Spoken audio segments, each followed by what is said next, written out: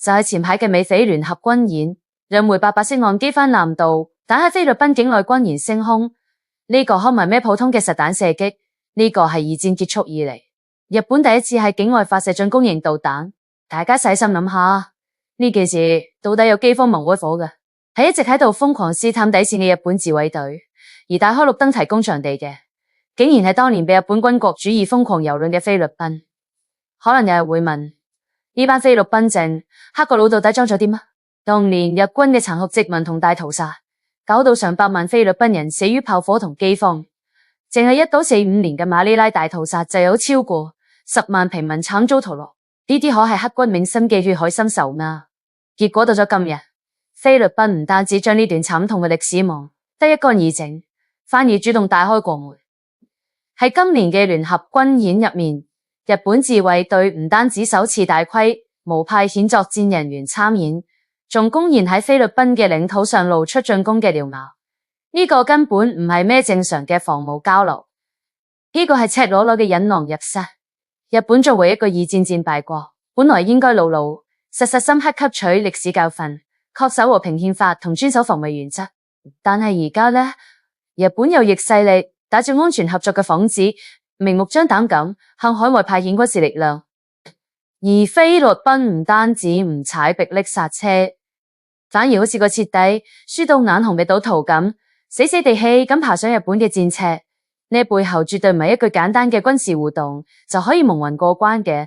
無視上百萬同胞嘅血債，佢要執意張陣應對抗引入地區。馬科斯政府度擺落緊一盤咩大棋？呢種加速捆綁嘅疑險動作，一早就嚴重背刺咗地區國家求和平、謀發展、促合作嘅主流大勢。今日我哋就將呢層窗戶紙徹底捅破，睇下呢個表面上嘅雙向奔赴背後，到底藏住啲咩見唔得光嘅政客私利同地緣算計。菲律賓總統馬科斯走到去日本，到底傾咗啲乜？人哋唔單止高調發表聯合聲明，仲直接宣布將雙邊關係升級為全面戰略夥伴關係。唔單止係咁，雙方甚至同意正式啟動軍事情報保護協定談判，仲要加快推進防務裝備移交工作。呢啲動作頻頻嘅背後，充分說明菲律賓政府係鐵咗心要主動迎合日本新型軍國主義行徑。可能有人會問，佢哋連歷史嘅血海深仇都顧唔上，到底圖啲乜？講白啲，呢個就係一種極其典型嘅地緣投機行為。菲律賓政客而家個如意算盤打得劈劈聲，一方面係見自己家底太薄，企圖借住日方嘅資源去補齊海上嘅防務短板。佢哋妄想住依託呢種拉幫結派嘅小圈子，喺周邊海域謀取嗰啲根本唔屬於佢哋嘅不當海洋權益。呢個就好比自己實力唔掂，就諗住認個揸到個幫手嚟強行搶地盤。但係呢個只係第一層，大家再向深嗰層諗下，任何瘋狂嘅外交動作，往往都係為咗掩蓋內部嘅爛攤子。菲律賓國內而家嘅治理矛盾可以話係非常尖銳。政客哋為咗保住自己嘅基本盤，可以使出咩招數？就係妄圖捆綁域外勢力，攞國家嘅長遠命運去玩取眼前嘅短期安全紅利。佢哋拼命藉住炒作外部嘅緊張局勢，就係為咗轉移老百姓嘅視線，強行轉嫁國內嘅治理矛盾。只要外面鬧得夠兇，就可以掩飾內部施政嘅無能。呢種極其短視嘅做法，簡直就係攞住國運喺懸崖邊上行鋼線，正將自己推向極其危險嘅境地。佢哋以為抱上大髀就可以狐假虎威，但現實係日本由逆勢力打住安全合作嘅幌子，佢想藉住菲律賓去拓展軍事存在，推進印太戰略落地。菲律賓政客為咗自己嘅私利，唔單止唔顧歷史前對之更加速捆綁，仲充當咗張陣營對抗引入地區嘅急先鋒，已經成為破壞亞太和平安處嘅禍源。亞太地區明明係和平發展嘅家園，而家卻硬生生被呢班別有用心嘅人當成咗謀取私利嘅棋盤。淨係軍事上眉來眼去仲未夠，日菲兩國甚至將恪守身向咗法理層面。馬科斯訪日期間，雙方仲發表咗聯合聲明，宣布正式啟動日非專屬經濟區同大陸界嘅跨界談判。呢一招可以話係日菲加強勾連、搞亂地區局勢嘅又一危險步驟。可能有人會問，佢哋自己挖自己嘅界，同我哋有咩關係？非爾瓦界嘅海域到底喺邊度？嗰片海域就位於中國台灣島以東。根據中國國內法以及包括聯合國海洋法公約在內嘅國際法，中國喺嗰片海域擁有專屬經濟區同大陸噶。根據聯合國海洋法公約，海岸相向或者相鄰國家之間嘅專屬經濟區同大陸交界限，應該有關國家本住公平原則，通過協議嚟劃定。即係話，涉及台灣以東海域嘅劃界談判，必須要有中方參與。但結果呢，日菲兩國完全繞開中方，擅自啟動所謂嘅跨界談判，呢個毫無法律依據，嚴重侵害咗中方嘅海洋權益。呢種做法嚴重違反咗國際法同國際關係基本準則。中方亦都已經就此分別向日菲提出咗嚴正交涉，堅決反對呢種非法無效嘅行為。佢哋之所以冒天下之大不韙都要強推呢個談判，背後嘅地緣同經濟算盤其實非常陰險，將陣營對抗嘅二元對立邏輯強行引入呢片敏感海域，本質上係想將原本屬於和平發展嘅紅利區變成地緣博弈嘅火藥桶。一旦呢片海域嘅安全風險被推高，直接受到衝擊嘅就係該地區嘅經濟穩定同資本信心。呢種以法理無賴手段就係做排他性安全合作框架嘅行徑，嚴重背刺咗地區國家求和平、謀發展促合作嘅主流大勢。唔單止引發咗地區各界人士嘅強烈擔憂，仲遭到咗國際社會嘅普遍反對。喺呢場危險嘅地緣，號島入面真係菲律賓喺度利用緊日本咩？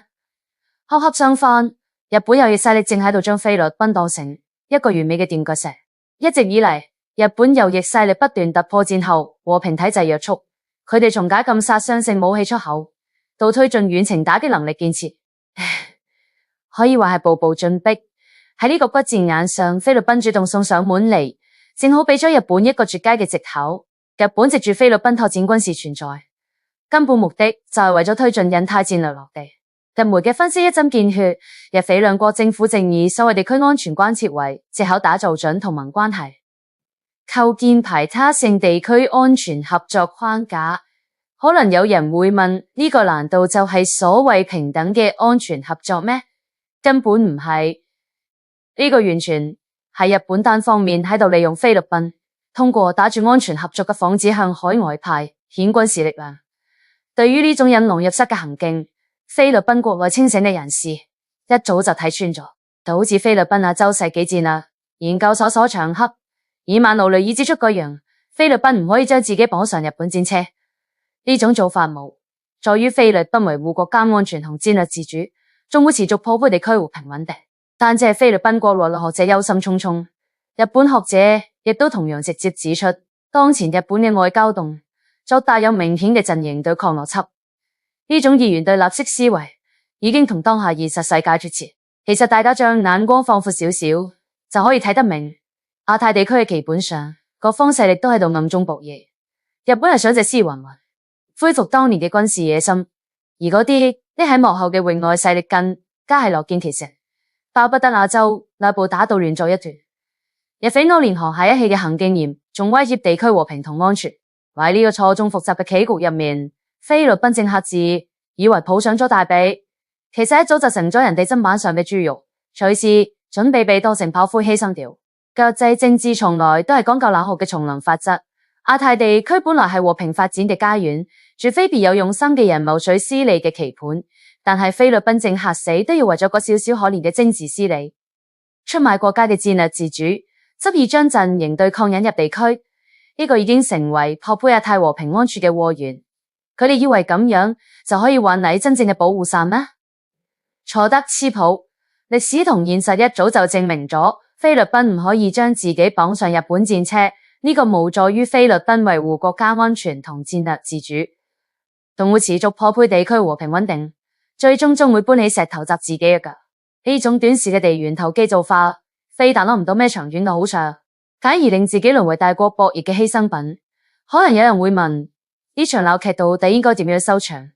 其實答案非常簡單，我哋必須嚴正敦促日方正視歷史謹言慎行，停止喺軍事擴張嘅道路上越走越遠。一個連自己犯下嘅以戰滔天罪行都唔敢面對嘅國家，有咩資格喺亞太地區打住安全合作嘅幌子搞陣營對抗？同時我哋都奉勸匪方好好睇下當下嘅現實世界，順應地區和平發展嘅大勢，唔好將自己綁上其他國家嘅戰車，為咗嗰啲短期嘅政治紅利，去迎合當年屠殺自己同胞嘅新型軍國主義行徑。呢個唔單止係數典忘祖，更加係徹頭徹尾嘅愚蠢。大家必須睇清一個冷酷嘅現實，喺呢個錯綜複雜嘅棋局入面，任何挑起對抗、破壞地區穩定嘅行徑，終將遭到地區國家同國際社會嘅同聲唾棄。今期就傾到呢度，點讚訂閱帶你跳出信息繭房，用上帝視角睇穿呢盤錯綜複雜嘅利益大棋。下期更硬核再見。